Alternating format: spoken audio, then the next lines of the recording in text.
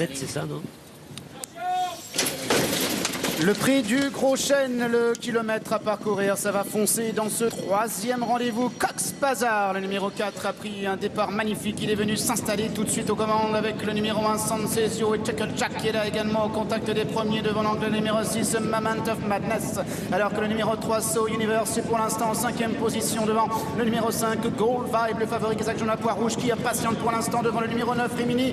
Et puis le numéro 7, Finsbury Square qui est en position d'attente. On retrouve trois concurrents qui sont pratiquement à la même hauteur. Le numéro 6, Moment of Madness, qui réaccélère devant le numéro 1, Sansesio, qui vient maintenant à son extérieur. So Universe qui vient également, Finsbury Square, et puis Gold Vibe qui à leur tour maintenant tente de refaire du terrain. Moment of Madness qui est l'avantage, mais Cox Bazar, le numéro 4, qui termine très bien. Finsbury Square également qui progresse à la corde. Finsbury Square qui maintenant a pris l'avantage. Finsbury Square qui se détache, content de longueur d'avance. Finsbury Square, le numéro 7, qui va triompher. Gold Vibe est deuxième. Moment of Madness va terminer à la 3e place. Victoire très convaincante de Finsbury Square dans ce prix du Gros Chêne. Il porte le numéro 7. Il a vraiment laissé sur place ses adversaires. Gold Vibe, le numéro 5, fidèle à ses réputations, est encore une fois deuxième.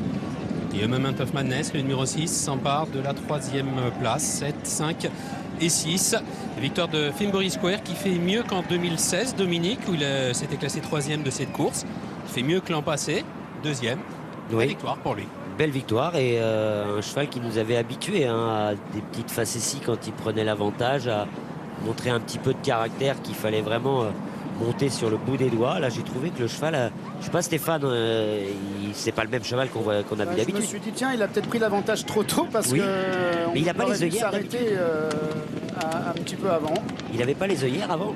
Si. Certainement, on a toujours essayé cet accessoire. Oui. Oui.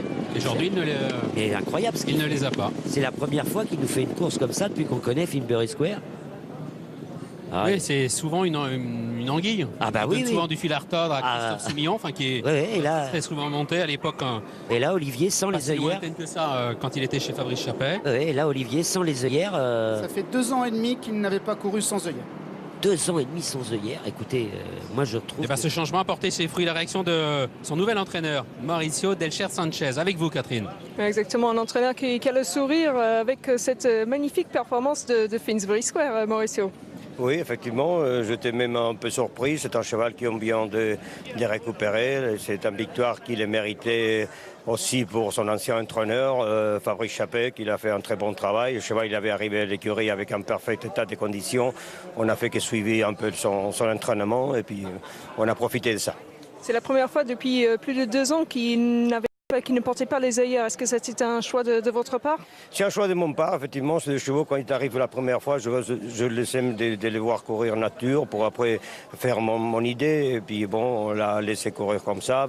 Ça sera les œillères, ça sera la magnifiquement de Pellier, ça sera les bons entraînements de Fabrice pendant toute l'année.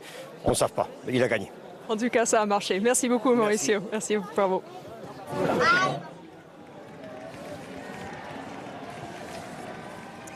Et c'est donc Olivier Pellier qui s'impose dans cette épreuve. Olivier que nous retrouverons en selle sur Tiberian dans le Grand Prix de Chantilly. Notre prochain rendez-vous, prochain temps fort sur l'hippodrome.